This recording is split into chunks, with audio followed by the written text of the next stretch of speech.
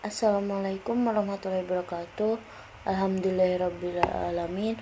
Wassalatu wassalamu ala asyrafil anbiya'i wal mursalin wa ala alihi wa sahbihi ajmain, amma ba'du. Yang saya hormati Bapak Firman Setiawan, SHI MEI, selaku dosen pengampu mata kuliah Ekonomi Mikro, dan serta teman-temanku yang saya banggakan. Perkenalkan, saya Nailul Rahmawati selaku moderator yang akan memandu jalannya presentasi hari ini. Presentasi tersebut akan disampaikan oleh kelompok 8 yang bertemakan tentang biaya produksi, dan anggota kelompok 8 yang terdiri dari saya sendiri, Nailul Rahmawati, dengan NIM akhir 101 sebagai moderator sekaligus sebagai pemateri terakhir. Yang kedua, Muhammad Ridwan dengan NIM akhir 056 sebagai pemateri pertama, dan Saudari Fatimatul Zahra dengan NIM akhir 208 sebagai pemateri kedua. Baik, untuk mengefisiensi waktu, langsung saja saya persilahkan kepada pemateri pertama, Saudara Ridwan, dipersilahkan. Assalamualaikum warahmatullahi wabarakatuh. Saya di sini akan memaparkan materi yang pertama, yaitu mengenai pengertian biaya produksi.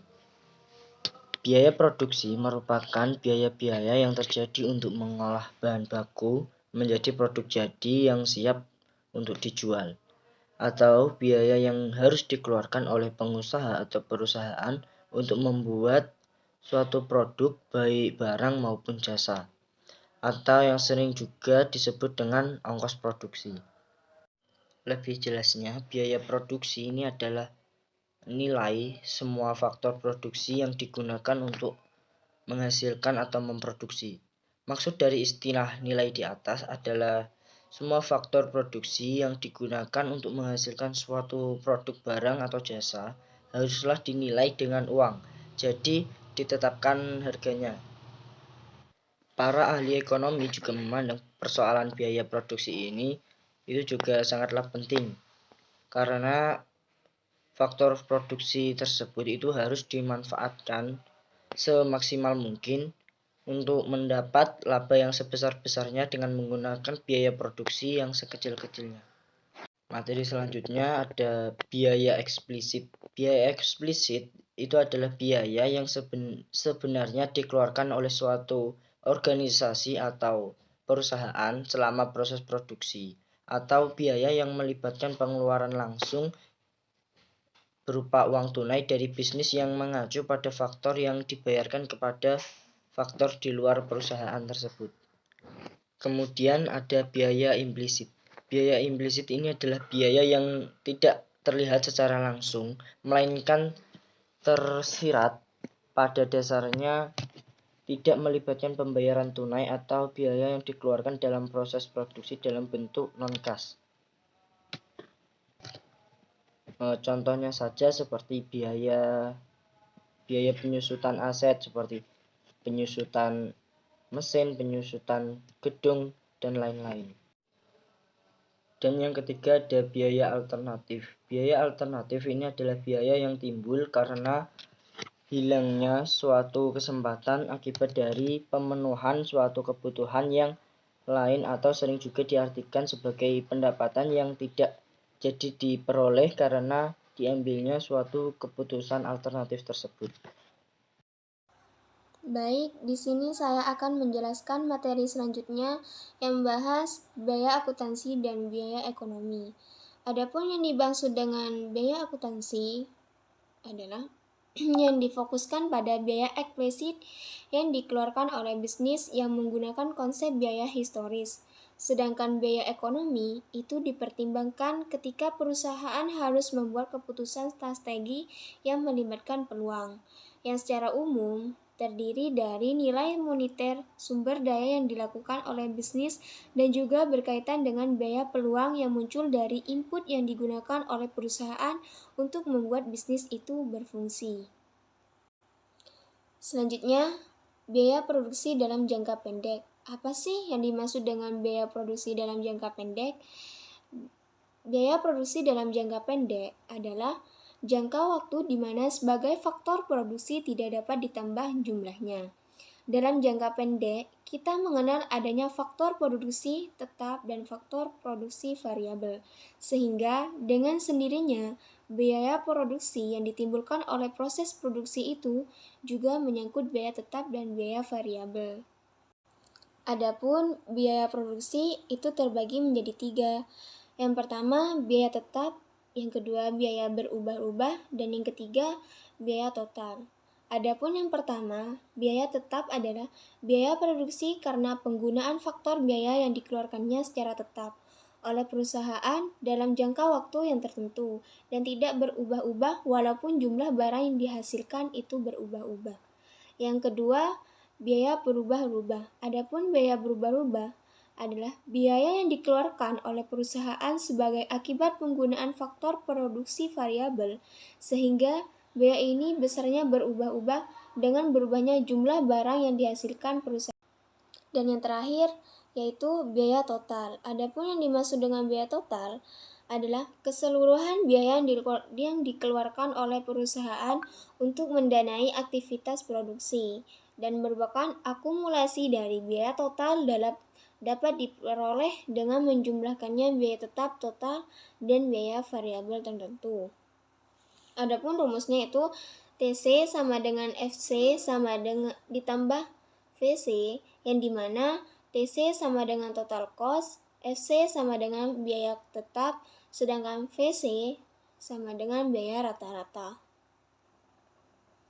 Baik, selanjutnya biaya marginal dan biaya rata-rata. Adapun yang dimaksud dengan biaya marginal adalah tambahan biaya yang diakibatkan oleh penambahan 1 unit barang dalam produksi. Biaya marginal juga dapat dipahami sebagai perbandingan antara perubahan biaya total dengan terhadap biaya produksi. Sedangkan biaya rata-rata adalah biaya total yang dibebankan kepada setiap unit barang yang diproduksinya, atau perbandingan antara biaya total terhadap jumlah produksi. Adapun dalam optimasi biaya produksi dalam jangka pendek, yaitu teori produksi jangka pendek atau satu faktor berubah adalah teori produksi yang sederhana menggambarkan tentang hubungan di antara tingkat produksi suatu barang dengan jumlah tenaga kerja yang digunakan untuk menghasilkan berbagai tingkat produksi dalam barang tersebut. Selanjutnya, biaya minimum untuk produksi dalam jangka pendek. Ada 2 cara bagaimana menentukan tingkat produksi dengan biaya terkecil, yaitu menggunakan tabel dan menggunakan kurva. Pada prinsipnya, biaya minimum dalam produksi jangka pendek akan tercapai manakala biaya rata-rata mencapai titik terendah atau mendekati nilai biaya marginal sama dengan biaya rata-rata. Jika menggunakan kurva, biaya minimum adalah ketika kurva marginal utility berpotongan dengan kurva biaya rata-rata. Assalamualaikum warahmatullahi wabarakatuh. Di sini saya akan melanjutkan materi selanjutnya tentang biaya produksi jangka panjang. Para ekonom mengartikan bahwa jangka panjang itu sebagai keadaan proses produksi di mana semua faktor produksi itu bersifat variabel, artinya jumlahnya itu dapat diubah-ubah. Nah, sebenarnya itu keadaan jangka panjang merupakan rangkaian saja dari keadaan produksi jangka pendek. Atau dapat dikatakan sebaliknya bahwa keadaan produksi jangka pendek itu merupakan suatu potret pada suatu saat tertentu dari rangkaian film yang diputar. Maksudnya itu rangkaian film itu sendiri dapat diartikan sebagai jangka panjang.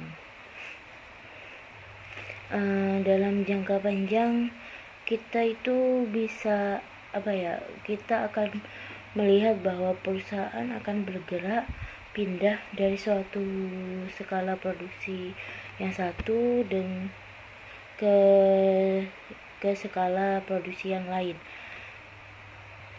dengan mengubah faktor produksi yang semulanya dipertahankan tetap dalam jangka pendek. Selanjutnya saya akan menjelaskan tentang skala ekonomi dan tidak ekonomi. Skala kegiatan produksi jangka panjang dikatakan bersifat dikatakan telah mencapai skala ekonomi itu apabila pertambahan produksi menyebabkan biaya produksi rata-rata menjadi semakin rendah. Apabila produksi yang semakin tinggi menyebabkan perusahaan menambah kapasitas produksi dan pertambahan kapasitas ini menyebabkan kegiatan produksi itu bertambah efisien. Faktor-faktor yang menimbulkan skala ekonomi. Yang pertama, spesialisasi faktor-faktor produksi. Maksudnya di dalam perusahaan yang kecil, ukurannya para pekerja itu harus menjalankan beberapa tugas. Oleh karena itu, mereka tidak dapat mencapai keterampilan yang tinggi di dalam mengerjakan pekerjaan tertentu. Dan yang kedua, pengurangan harga bahan mentah dan kebutuhan produksi lain. Setiap perusahaan membeli bahan mentah, mesin-mesin, dan berbagai jenis peralatan lainnya itu untuk melakukan kegiatan produksi. Harga bahan-bahan tersebut itu akan menjadi bertambah murah apabila pembelian bertambah banyak. Dan makin tinggi produksi, makin banyak bahan-bahan mentah dan peralatan produksi lainnya yang digunakan. Dan yang ketiga, memungkinkan produk sampingan yang diproduksi di dalam perusahaan. Ada kalanya terdapat bahan-bahan yang terbuang atau waste, yaitu barang-barang yang tidak terpakai yang merupakan residu yang menciptakan suatu produksi. Yang keempat, mendorong perkembangan perusahaan lain. Kalau suatu perusahaan telah menjadi sangat besar, maka timbullah permintaan yang cukup ekonomis untuk mengembangkan kegiatan di bidang usaha yang lainnya, yang menghasilkan barang-barang atau fasilitas yang dibutuhkan oleh perusahaan yang sangat besar tersebut. Selanjutnya, skala tidak ekonomi. Kegiatan memproduksi suatu perusahaan yang dikatakan telah mencapai skala tidak ekonomi apabila pertambahan produksi yang menyebabkan biaya produksi rata-rata itu menjadi semakin tinggi.